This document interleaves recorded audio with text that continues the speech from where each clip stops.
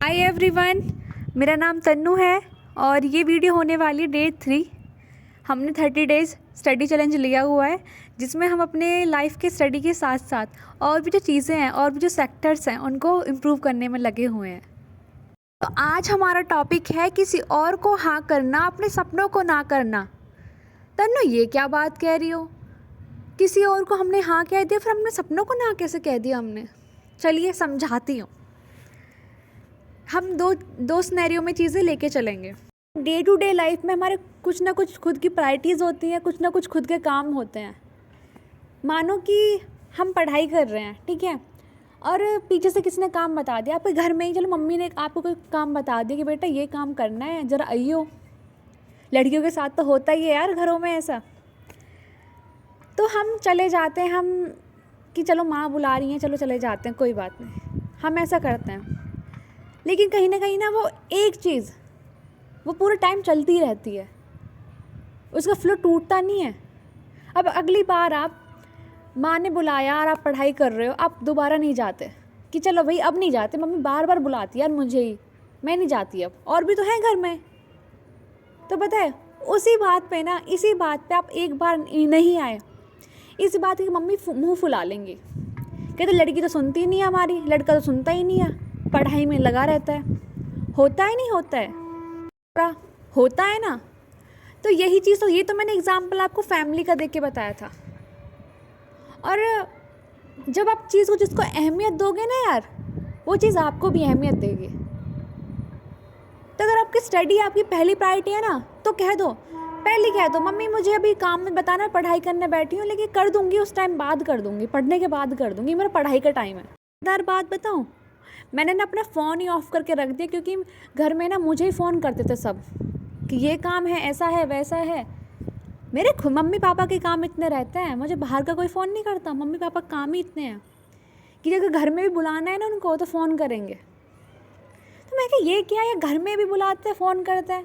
उठ के पढ़ाई कर रही थी, मेरा फ़ोन ऑफ़ ही रहता है। मम्मी चूल्हे पे लगी हुई थी, उनको कुछ काम था, बस फ़ोन मिला दिया, आवाज़ लगाई नहीं गई उन पर। तो मैंने कहा तुम, मतलब फ़ोन तो मैं ऑफ़ ही रखती हूँ यार, मेरा फ़ोन ऑफ़ ही रहता था, अब भी मतलब मोस्ट टाइम ऑफ़ ही पाएगा। तो उस टाइम ये लड़ाई होगी कि फ़ोन ऑफ़ करके रखती है ये वो। तो मैं कहा कोई ऐसा काम तो है नहीं तुम्हारा, है तो जब मेरे पढ़ने का मन है तो मैं पढ़ूँगी ना। अच्छी बात है ना, सुबह उठ के मैं पढ़ाई कर रही हूँ, फ़ोन में नहीं लग रही। और मैं ना फ़ोन 8 बजे 9 बजे के बाद ही ऑन करती हूँ, मुझे सुबह सुबह उठ के नहीं चाहिए किसी का फ़ोन। तो देखो प्रायोरिटीज़ हमें सेट करनी पड़ेंगी अपनी, और खुद की जो 3 प्रायोरिटीज़ टॉप रखनी पड़ेगी, उसमें भी जो सबसे ऊपर है वो रखनी पड़ेगी, और बाकी काम चीज़ें बाद में, पहले हम। अब यार आप सोच सकते हो यार ये तो सेल्फिश होना हो गया ना। तो सेल्फिश बना रही है तन्नू तो हमें अपने काम को अहमियत दे के। यार इसको सेल्फिश होना नहीं कहते, बस जो काम आपने चुना है उसकी अहमियत याद दिला रही हूँ आपको मैं, कि वो भी कोई चीज़ ऐसे थोड़ी मिल जाएगी यार। वो भी मांगेगी कि सेक्रीफाइसेस दो, मेहनत करो, मुझे चाहिए, तुम्हें चाहिए मैं, तो करो ना मेहनत वो वाली, वो ये कहेगी। ठीक है, मैं ये नहीं कह रही कि मम्मी पापा की बातों का मत सुनो, ये नहीं कह रही, बस मैं कह रही हूँ कि अपने आप को पहले रखो, अपने पढ़ाई को पहले रखो। जो चीज़ आपको चाहिए, आपको किसी और चीज़ में इंटरेस्ट है, वो चीज़ पहले रखो, फिर बाद के दूसरे काम। में गाइज, जब आपने ये काम कर लिया ना कि अपने काम को पहले अहमियत दे दी और बाकी के काम सबसे बाद में। देखो आपकी फैमिली से बढ़ के आपका कोई नहीं है, तो फैमिली की बात कर रही हूँ मैं यहाँ पे। बाहर दोस्त यार जो भी हैं उनकी बात तो आप जानते हो, आप हैंडल करोगे, आपकी चीज़ है।